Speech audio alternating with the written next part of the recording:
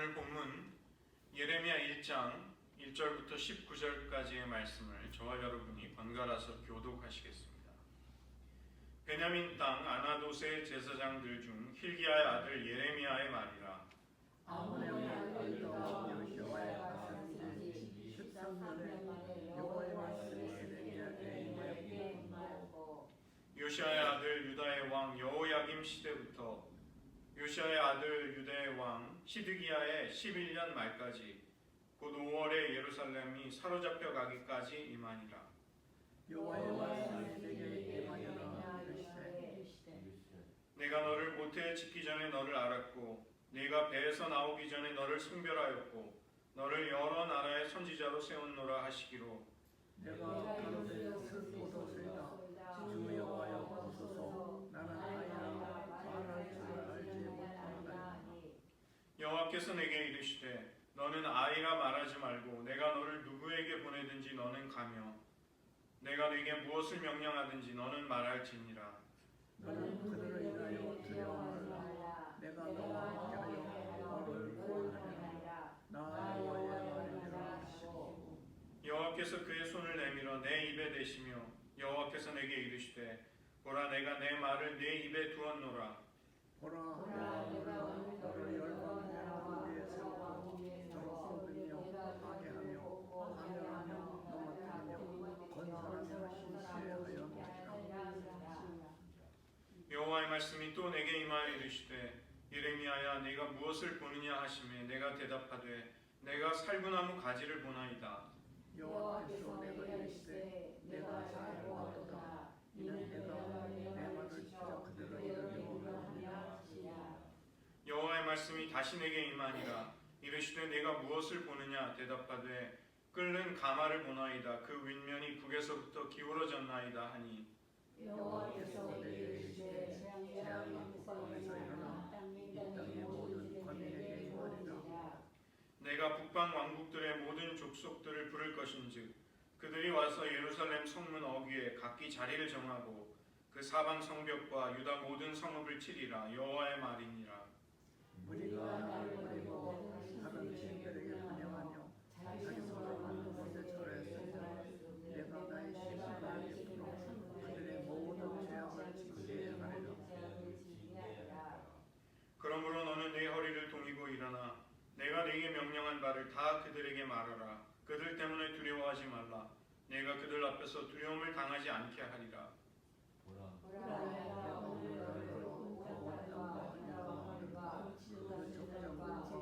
그 제사장들과 땅 백성 앞에서 견고한 성읍 세계도 넌 성벽이 되게 하였은즉. 함께 읽겠습니다. 그들이 너를 지나 너를 이기지 못하리니 이는 내가 너와 함께하여 너를 구원할 것임이니라. 여호와의 말이니라. 기도하시겠습니다. 슬픔과 눈물의 선지자 예레미야를 저희들 상고해 보며 저희들 역시 마주하고 있는 인생의 고난과 어려움 속에 하나님의 사명 앞에 또 불순종하고 거역하는 거친 심령 앞에 살아가고 있는 저희들, 그러나 소명을 따라 끝까지 그 길을 충성하며 갔던 하나님의 백성들의 길을 뒤따를 수 있게 하시고 하나님께서 늘 우리와 함께 하시며 하나님의 당부하신 화해의 복음이 우리들의 입술에 있으므로 그것이 전파되는 곳마다 생명을 얻는 일이 일어나게 도와주시옵소서. 모든 말씀 예수님의 이름으로 기도드립니다. 아멘. 오늘부터 예레미야 선지서를 같이 살펴보도록 하겠습니다. 이 구약성서를 유대인들은 토라, 네비임, 케투빔 이렇게 세 종류로 구분을 합니다. 구약성서의 3분의 1이나 되는 많은 분량이 선지서, 예언서에 할애가 되어 있죠. 하나님께서는 시대마다 예언자들을 보내심으로써 자신의 말씀을 전해 오셨습니다.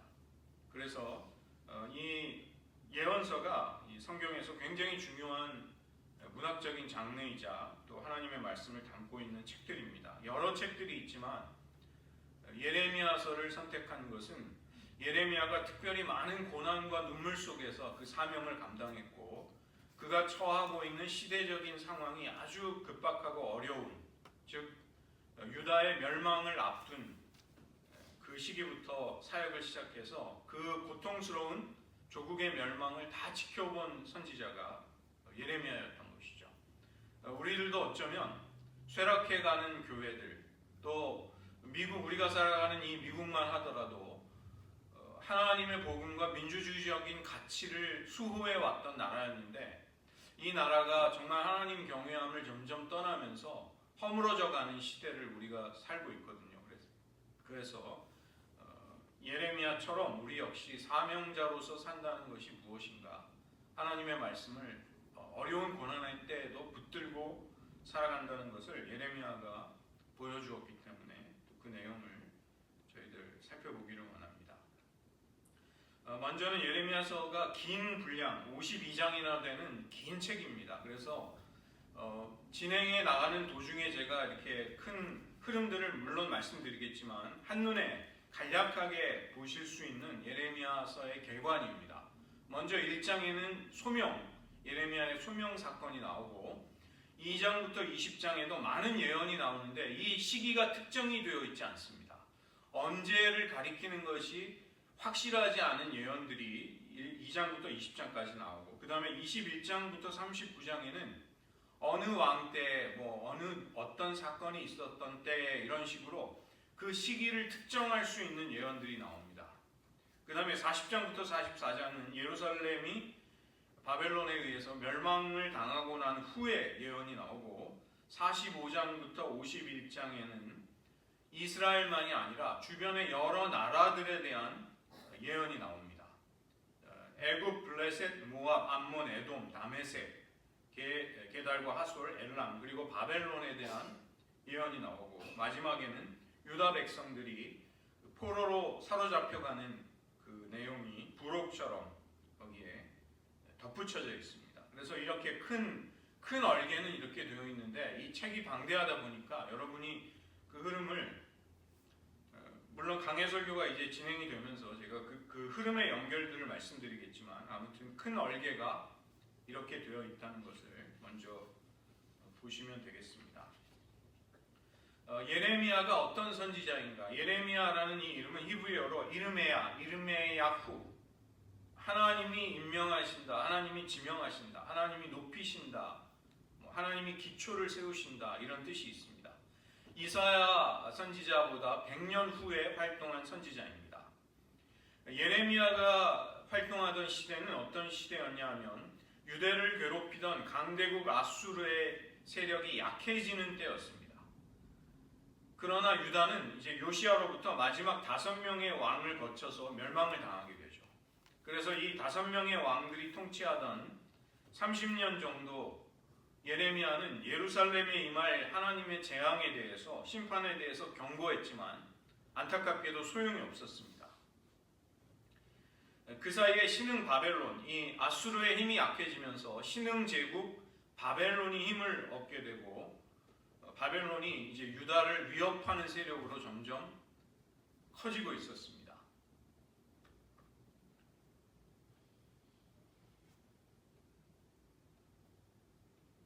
유다는 이 강대국들 사이에서, 즉 애굽과 바벨론의 사이에서 갈팡질팡하다가 이제 바벨론에 의해서 멸망을 당하는데, 예레미야는 자기 사랑하는 조국이 멸망당하고 성전이 불타버리는 것을 목격했던 그런 역사의 파란만장한 시대를 살았던 그런 사람입니다.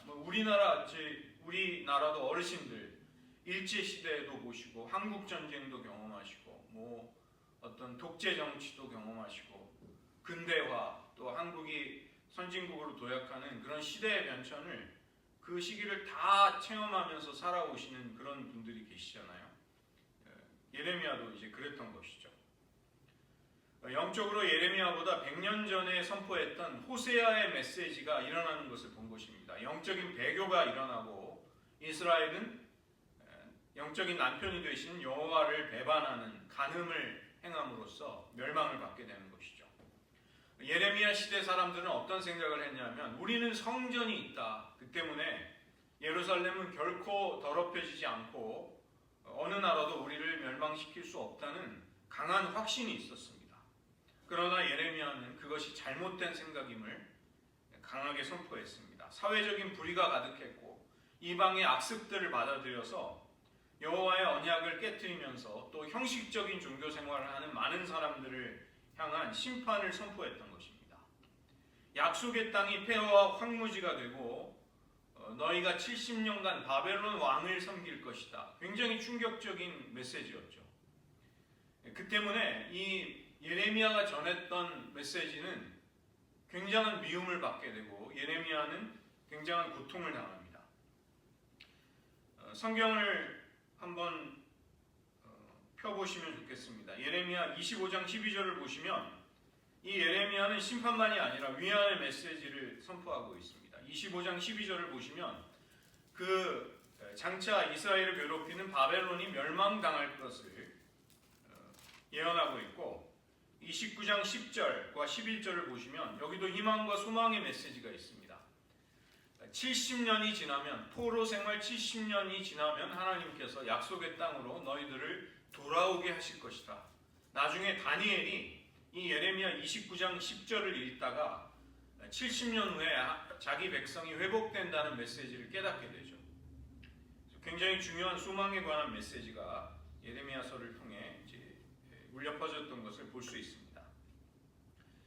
이스라엘 백성들은 하나님의 계명에 불순종함으로써 언약을 어긴 것입니다.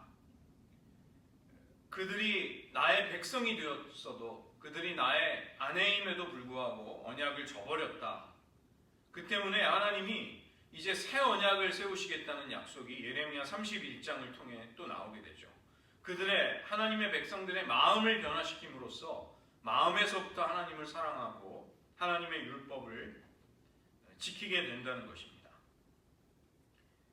그런 이제 하나님의 소망스러운 메시지도 이제 함께 포함하고 있는 것이죠. 하나님께서 아브라함을 부르시면서 이스라엘을 제사장의 나라로 세우셨습니다. 그러나 그것이 정말로 아름답게 이루어졌는가? 북이스라엘은 이미 예레미야 시대에 아수르에 의해서 멸망을 당했습니다.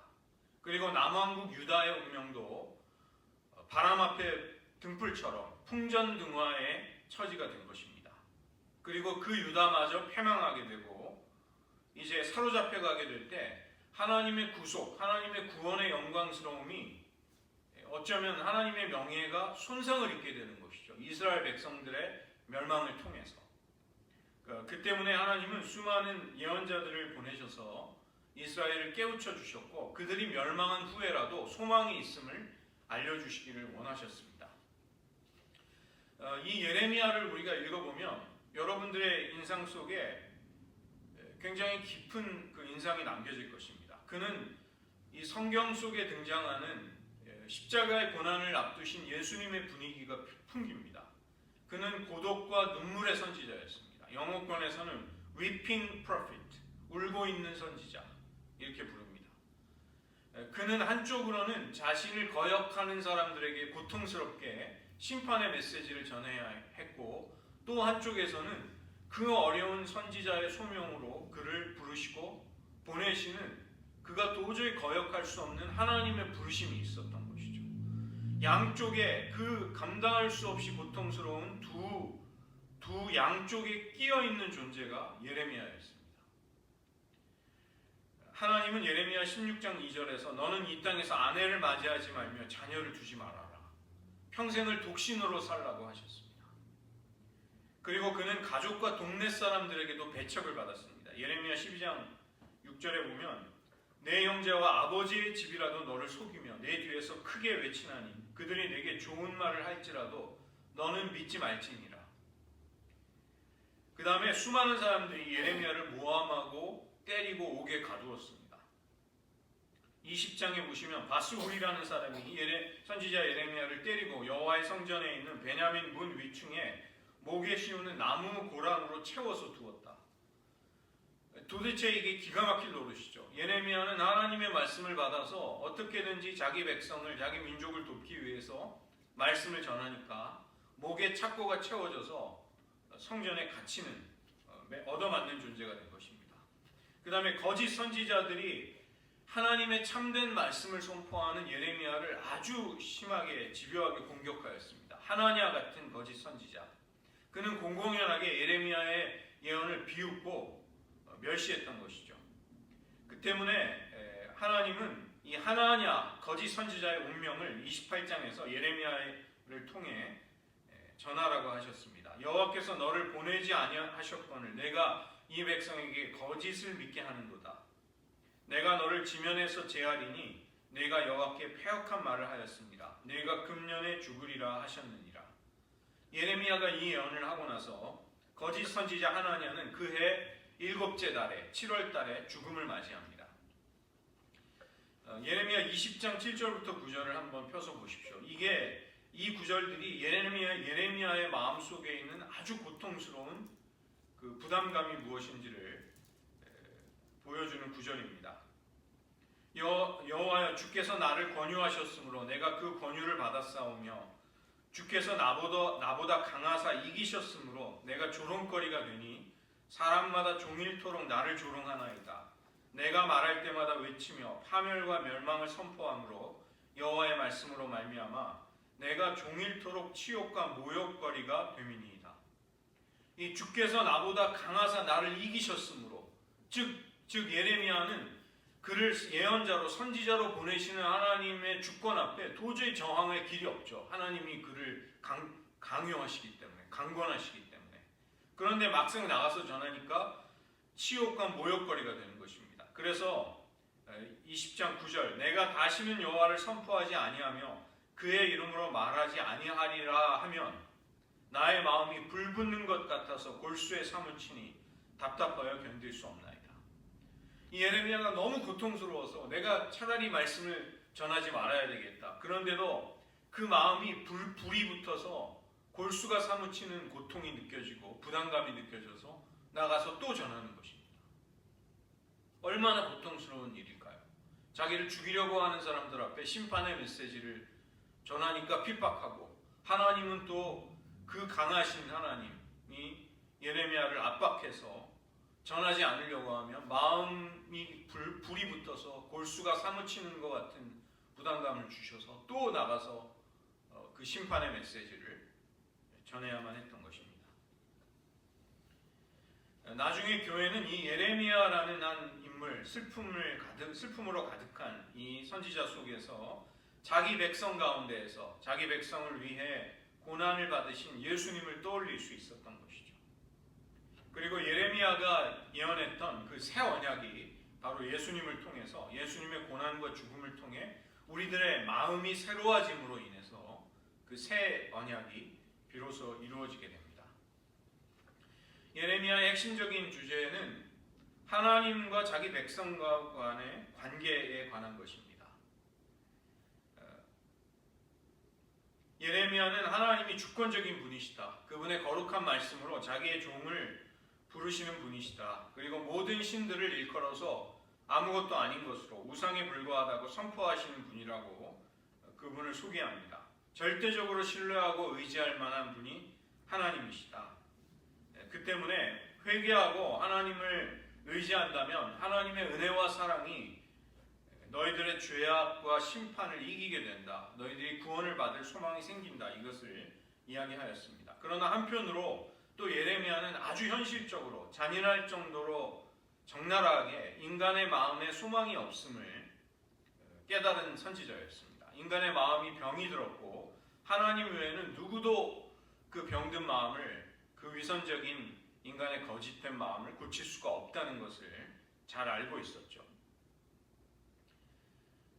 그리고 언약 백성인 이스라엘이 하나님께 어떻게 죄를 지었는지를 지적했던 것이죠. 다른 신들을 따라갔고 회개하기를 싫어하며 성전을 더럽히고 자기 형제들을 압제하는 죄악을 저지른 것입니다. 그래서 창조주 하나님이 창조하신 모든 나라의 심판의 주가 되신다. 이것을 이스라엘과 열방이 하나님께 죄를 지었기에 하나님이 이스라엘도 심판하시고 열방도 심판하신다는 것을 그는 말씀하였습니다. 예레미야는 예루살렘이 함락될 것을 말하는데 그것이 여호와의 날입니다. 욤 아도나이, 여호와의 날. 하나님이 역사 속에 개입하셔서 하나님을 대적한, 하나님께 반역한 모든 것들을 그분의 주권으로 심판하시고 세상을 바로잡으시는 날, 여호와의 날이 온다는 것을 말하고 예레미야서 전체에서 100번도 넘게 돌아서라 회개하라는 메시지를 촉구합니다. 그러나 안타깝게도 유다 백성들이 이 간절한 호소의 메시지를 듣지 않죠. 그러나 하나님은 회개하는 백성을 새롭게 하실 것이고 또 그 때문에 예레미야는 자기 시대, 자기가 지금 눈으로 보고 있는 자기 동족, 자기 민족들이 회개하지 않는 것을 보고 누구보다도 고통스러워하고 애통하는 사람이었습니다. 또 하나님이 이스라엘을 구속하셔서 맺으신 그 언약이 이제 깨어졌을 때 하나님은 그들에게 새로운 마음과 심령을 주셔서 하나님의 법을 그들의 마음에 기록하심으로써 하나님을 순종할 수 있는 이제 새로운 일을 하실 것을 내다보았던 것이죠. 이 하나님과의 언약은 이제 나중에 다윗 언약을 통해서 메시아를 기다리는 메시아 대망 사상으로 발전이 됩니다. 사무엘하 7장 그리고 역대하 17장에 보면 이 하나님이 이스라엘에게 하신 언약이 다윗에게 약속하신 영원한 나라에 대한 소망으로 이어지게 되고 이제 그 때문에 기름 부으신 이 메시아, 헬라어로는 크라이스트죠. 그 메시아를 이제 소망할 수 있게 되는 것입니다. 하나님이 이스라엘의 남은 자들을 모아 다윗에게 신실한 자들을 다스릴 한 의로운 가지를 일으키실 것이다. 이걸 이제 23장에서 예언하고 그 왕은 그분이 오시면 그분은 우리의 공의가 되실 것이다. 이런 식으로 이제 하나님의 영원한 언약이 언젠가는 미래에 이루어질 것을 예레미야가 선포했던 것입니다. 이 하나님을 순종했던 신실한 사람들이 사실은 시대마다 있었습니다. 그리고 그들은 하나님의 말씀에 대한 순종으로 자신의 믿음을 입증하였던 것이죠. 이제 그런 사람들을 여호와께서 모으시게 된다. 그래서 렘넌트, 남은 자라는 그 사상이 예레미야 23장에서 이제 나오게 됩니다. 아브라함이나 모세, 다윗, 이사야, 예레미야 같은 그 시대가 어떠하든지 간에 하나님을 끝까지 신실하게 은혜를 통해 순종하며 따랐던 사람들이 있었지만 이스라엘 민족은 신실한 민족이 아니었습니다. 그들은 하나님 앞에 충성된 언약의 동반자가 아니었던 것이죠. 그러나 하나님은 미래에 이스라엘 집과 유다 집에 새 언약을 세우실 것을 예레미야가 예언하였던 것입니다.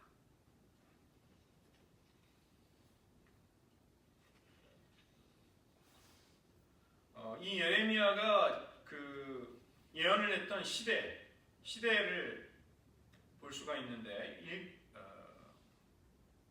그 앞에 나오고 있죠. 1장 2절을 보시면 요시야가 다스린 지 13년째에 예언자로 부름을 받게 되고 요시야의 아들 시드기야 11년 말까지 그는 하나님의 말씀을 전했습니다. 이걸 이제 오늘날 연대로 보면 주전 627년부터 주전 586년까지 약 40년 동안 40년을 선지자로 활동한 것입니다. 북이스라엘을 멸망시켰던 아수르의 힘이 약해지자 그 힘이 약해진 틈을 타서 유다의 왕 요시야가 종교개혁을 일으키게 됩니다. 사마리아를 합병하고 그 다음에 성전을 수리하다가 거기서 발견된 율법책, 신명기라고 예상이 되는 그 율법책을 통해서 예루살렘 성전을 중심으로 신앙을 개혁하는 개혁운동을 일으키죠. 그러나 안타깝게도 요시야는 갑작스러운 죽음을 당합니다. 바벨론의 팽창을 막기 위해서 바론 느고가 군대를 이끌고 가고 있을 때 그 바론 느고의 앞을 가로막다가 요시야가 너무 어이없는 죽음을 당하는 것입니다. 이 바론 느고가 요시야에게 너는 나를 대적하지 말아라. 나는 너랑 전쟁할 이유가 없다. 이렇게 말렸는데도 불구하고 요시야가 왜 그랬는지는 모르죠. 그러나 조급한 전쟁을 벌이다가 갑자기 죽게 됩니다. 그로 인해서 요시야가 추진하던 종교개혁이 다 이제 수포로 돌아가게 되고 요시야의 아들 여호아하스가 왕이 되지만 애굽이 와서 그를 폐위시켜 버립니다.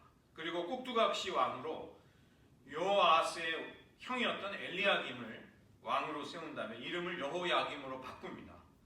마음대로 왕을 세우고 마음대로 이름을 바꾸는 일이 이방 왕들에 의해서 이루어진다는 것은 유다가 이제 멸망할 때가 다 됐다는 것이죠.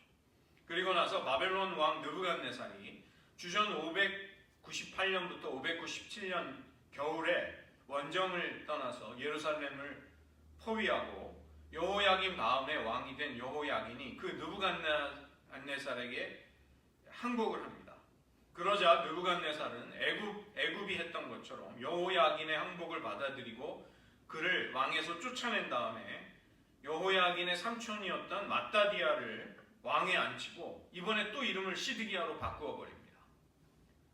이방 왕들이 마음대로 유다의 왕들을 세우는 일이 이스라엘이 이제 멸망할 때가 되자 벌어진 것입니다. 느부갓네살은 주전 597년에 왕궁과 성전의 보물을 약탈하고 여호야긴과 수많은 사람들을 포로로 사로잡아서 바벨론으로 끌고 갔습니다.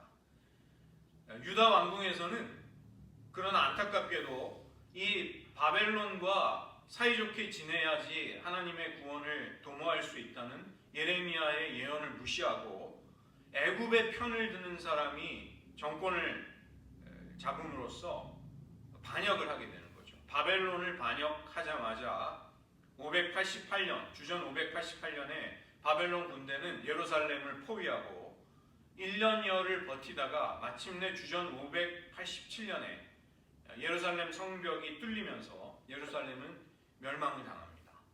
400년을 이어오던 다윗 왕조가 역사적으로 멸망을 당한 것입니다. 그때 이 아나돗의 베냐민 지파에 속한 레위인의 성읍 출신이었던 예레미야가 부름을 받는 것이죠. 그러니까 예레미야는 레위 지파 제사장의 후손입니다. 4절에 보시면 하나님은 예레미야를 예언자로 부르시면서 소명을 주십니다. 어머니의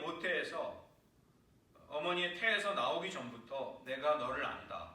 너를 거룩하게 구별했다. 이렇게 말씀하시면서 5절에 단지 유다만이 아니라 여러 나라의 세계의 모든 민족의 선지자로 예언자로 그를 부르시죠. 그래서 6절에 보면 예레미야는 나는 예언자의 직분을 감당할 만한 능력과 자질이 없습니다. 나는 아이라 말할 줄을 알지 못합니다. 그러나 하나님은 그의 주장을 무시하고 사명을 맡기십니다. 이 예레미야가 부름받았던 때는 역사상 가장 위험하고 불안한 격변의 시대였습니다. 완고하게 하나님을 반역하고 패역한 사람들, 하나님의 말씀을 귀뚱으로도 들으려고 하지 않는 사람들에게 하나님의 뜻을 전해야만 하는 어려운 일이 맡겨진 것입니다. 7절에 보시면 부름을 받은 자는 그를 부르신 하나님께서 누구에게 보내든 그에게 가야 한다. 무엇을 명령하시든 그 명령한 바를 하나님의 말씀을 전해야 한다고 말씀한 것입니다. 그래서 이 예언자에게 요청하시는 유일한 자질, 순종을 예레미야에게도 요구하셨던 것이죠. 그러나 하나님은 예레미야를 부르셨을 뿐만이 아니라 8절에 보시면 그 부름받은 예레미야를 지켜주시겠다고 임무를 완수하도록 도와주시겠다고 말씀하십니다. 9절에서 아이와 같은 예레미야의 입에 손을 대시고 하나님의 여호와의 말씀을 예레미야의 입술에 두십니다. 나중에 예레미야는 15장 16절에서 내가 여호와의 말씀을 얻어 먹었사오니 이렇게 고백을 하죠. 하나님의 말씀이 그의 입술에 있게 되는 것입니다. 이것이 예레미야와 거짓 선지자들을 결정적으로 구별하는 차이였습니다.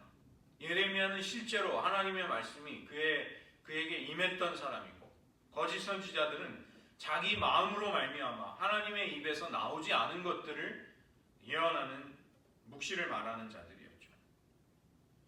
10절에 보시면 예레미야는 하나님이 그의 입에 넣어주신 말씀을 선포함으로 인해 민족들을 멸망시키고 혹은 나라들을 세우는 그런 역할을 하게 되죠.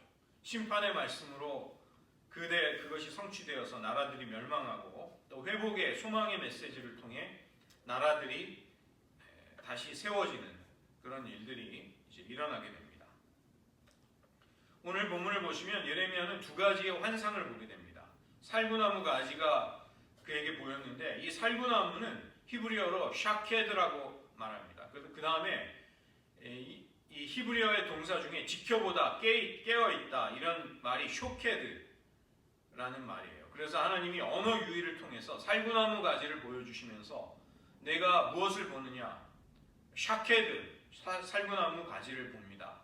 내가 너를 지켜보아서, 너를 쇼케드, 너를 지켜봄으로써 때가 되면 내가 너를 통해서 선포하는 모든 나의 말을, 예언을 그대로 다 이루겠다, 이렇게 말씀하시는 것이죠. 두 번째 환상은 그 윗면이 북쪽 방향으로 기울어진 끓는 가마, 멜팅 팟, 끓어오르는 부글부글 끓고 있는 가마가 환상으로 보입니다.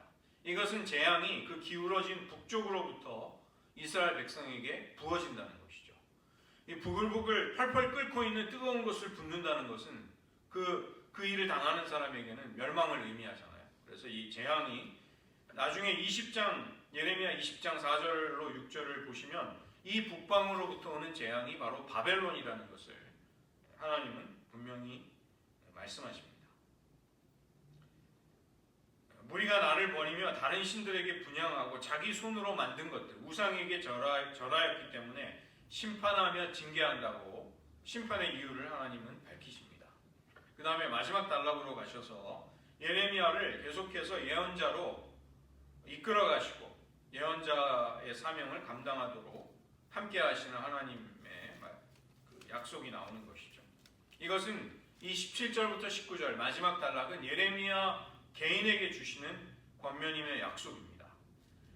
부름을 받았기 때문에 너는 적대적이며 사나우며 불순종하는 사람들을 두려워하지 말아라. 내가 전하라고 부탁한 명령한 말씀을 다 전해야 한다. 이렇게 말하는 것입니다. 예레미야는 내가 아이와 같습니다. 내가 어떻게 구변이 말하는 능력이 뛰어나서 나는 잘 전할 수 있는 사람도 아닙니다. 이렇게 말하는 예레미야에게 하나님은 내가 유다 백성들 앞에 견고한 성읍, 쇠기둥, 놋성벽이 될 것이다. 누구도 감히 함락할 수 없고 대적할 수 없고 이길 수 없는 존재로 너를 만들어주겠다. 이렇게 말씀하십니다. 사람들이 듣기 싫어하는 고발과 심판의 메시지를 전했기 때문에 예레미야는 환난과 핍박을 피할 수가 없습니다. 그러나 하나님의 약속을 의지해서 그 사명을 끝까지 감당할 수 있도록 도와주시겠다고 말씀하는 것이죠. 이 예레미야의 인간적인 생애는 굉장히 불행합니다. 나중에 예레미야는 자신의 나라의 멸망을 보게 되고 유다 총독을 돕기 위해서 함께 하다가 그 유다 총독이 또 마음이 변심해서 애굽으로 도망칠 때 이 예레미야의 의사와 관계없이 예레미야를 끌고 애굽으로 도망쳐 버리게 됩니다. 하나님은 그 땅에 남아서 하나님의 회복과 하나님의 은혜를 기다리라고 했는데 그 하나님의 약속을 믿지 않는 유다 총독이 애굽으로 도망칠 때 이 예레미야를 강제로 끌고 가요. 그래서 예레미야가 그 먼 타향에서 자기 고국을 그리워하면서 그냥 안타깝게도 거기서 죽음을 맞이합니다. 그것이 예레미야의 생애예요. 그러니까 예레미야가 인간적으로 볼 때는 참 너무나도 박복한 사람이죠. 그러나 예레미야는 하나님의 함께하심을 통해 가장 어려운 시대에 정말 들으려고 하지 않는 사람들, 멸망당하지만 자신들이 멸망당하는 것을 꿈에도 모르면서 계속 반역하는 사람들을 향해 하나님의 심판과 소망의 메시지를 전해야만 했던 아주 어려운 사명을 감당한 사람이었습니다. 그의 마음은 불순종하는 자기 사랑하는 형제들, 동족들로 인해 찢어졌고 그 다음에 자기를 선지자로, 예언자로 사용하시기를 원하시는 하나님의 주권 앞에서 그는 도저히 또 하나님을 이길 수가 없으니까 너무나도 고통스럽게 또 그 사명을 감당했던 것이죠. 하나님 나라에 가면 이 예레미야 같은 사람은 아마 하나님께 가장 칭찬과 영광을 받게 될 것입니다. 너무나도 하나님을 위해 어려운 희생적인 삶을 살았던 사람이죠. 계속해서 저희들 앞으로 이 예레미야의 예언의 내용들을 살펴보면서 또 그것이 우리를 향한 어떤 소망과 약속이 되는지를 붙들어야 하겠습니다. 이 시간 말씀을 의지하면서 기도하는 시간 잠시 가지도록 하겠습니다. 우리가 끝까지 믿음의 선한 싸움을 싸우고 신앙을 지킬 수 있는 길이 무엇일까요? 우리를 부르시고 보내신 하나님이 그분의 약속을 신실하게 지키시리라는 믿음과 소망에 우리의 근거가 있는 것입니다. 우리에게 영생은 약속되어 있습니다. 그러나 오늘도 우리는 그 영생을 하나님의 약속으로 취할 수 있어야 합니다. 한 번의 승리가 다음의 승리를 보장해 주지 않기 때문에 그런 것이죠. 복음의 부르심에 합당하며 끝까지 신앙의 경주를 다해서 하나님 저희가 완주하기를 원합니다. 믿음의 경주를 다 할 수 있기를 원합니다. 강대국들 사이의 세력 다툼에서 줄을 잘 타지 못해서 유다가 멸망한 것이 아니었습니다. 하나님만 사랑하고 하나님만 절대적으로 의지하지 않았기에 유다는 멸망당한 것입니다. 하나님도 우리를 예레미야처럼 모태에서 짓기 전에 아셨습니다. 어머니의 태에서 나오기 전에 우리를 거룩하게 선별하셨습니다. 사도 바울은 창세전에 그리스도 안에서 우리를 택정하신 하나님의 은혜를 말씀하죠. 하나님이 함께 해주시겠다고 하신 약속을 붙들고 두려워하거나 주저하거나 머뭇거리지 않게 하소서. 하나님만을 섬길 수 있게 하소서. 악을 뽑고 파괴하고 넘어뜨리는데 또 하나님의 의와 선을 건설하는 일에 나의 혀가, 나의 일상이, 우리의 삶이, 또 이 공동체가 하나님의 손에 쓰임받게 하여 주시옵소서. 우리들 끝까지 믿음을 경주하기 위해서 예레미야처럼 하나님만을 붙들 수 있도록 이 시간 잠시 기도하시겠습니다. 하나님 아버지, 예레미야가 참으로 어려운 사명을 감당하며 자기 민족 사랑하는 형제자매들이 파멸의 길로 가는 것을 보면서 고통스럽게 말씀을 전해야만 그들의 그들로부터 많은 핍박을 당하며 무엇보다 그 어려운 사명의 길로 보내시고 하나님을 이길 수 없기에 예레미야는 큰 영혼의 고통과 짓눌림을 가지고 고난 속에서 사명의 삶을 살았던 것을 봅니다. 하나님, 우리들 역시 우리 앞에 어려운 시대가 펼쳐져 있습니다. 하나님을 떠나고 하나님을 저버리는 이 시대 속에 저희들 어떻게 신앙생활을 해야 할지 난감하며 또 어려운 마음이 찾아옵니다. 하나님, 우리들 붙들어 주시옵소서. 그러나 하나님께서 우리와 함께 하시며 끝까지 사명을 감당하실 때에 연약한 한 인간 예레미야가 하나님의 귀한 사명을 끝까지 잘 감당하여 우리들도 믿음의 경주를 잘 감당함으로써 그것을 완주할 수 있는 하나님을 하나님 저희를 충분히 머뭇거리고 두려워하고 실족하는 자들이 되지 않도록 하나님 도와주시옵소서.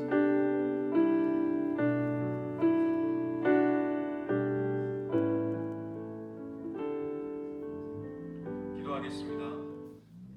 하나님 아버지, 예레미야가 부름받은 시대 참으로 사랑하는 자기 동족, 형제자매들이 파멸의 길로 가면서도 회개치 않고 강팍하고 패역한 심령으로 하나님의 말씀을 전하는 참된 선지자인 자기 자신을 핍박하는 가운데 그는 고통스러운 삶을 살았습니다.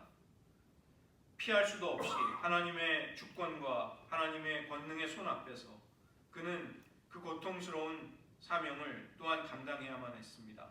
그 때문에 예레미야는 슬픔과 눈물의 선지자로 고통스러운 인생을 살며 모든 아픔을 온몸으로 체험할 수밖에 없었습니다. 그러나 예레미야야말로 가장 어려운 시대 속에 하나님의 사명에 신실했던 예수님과 같은 삶을 살았음을 보게 됩니다. 하나님, 우리 앞에 어떠한 고난과 어려움이 펼쳐질지 알 수 없사오나 그러나 분명히 많은 고난과 이 시대가 감당하고 있는, 이 시대가 마주하고 있는 그런 어려움들이, 영적인 도전들이 우리를 가로막는 것을 깨닫습니다. 하나님, 우리가 낙심하며 용기를 잃어버리기보다는 예레미야를 보며 용기와 소망을 붙들 수 있게 하여 주시옵소서. 하나님이 끝까지 당신의 택하신 자들을 붙들어 주시고 함께하여 주신다는 사실을 확신하면서 우리들의 믿음의 경주가 중간에 포기하거나 완주하지 못하는 채로 끝나지 않도록 하나님 도와주시옵소서. 우리가 끝까지 신실하게 충성되이 하나님만을 사랑하며 섬길 수 있도록 도우시고 우리가 처하고 있는 어려움 속에 예레미야서를 통해 그 약속과 소망의 말씀이 살아 움직이며 우리들의 위기를 돌파해 나가고 또 극복해 나가는 힘이 되게 하여 주시옵소서. 모든 말씀 예수님의 이름으로 기도드립니다.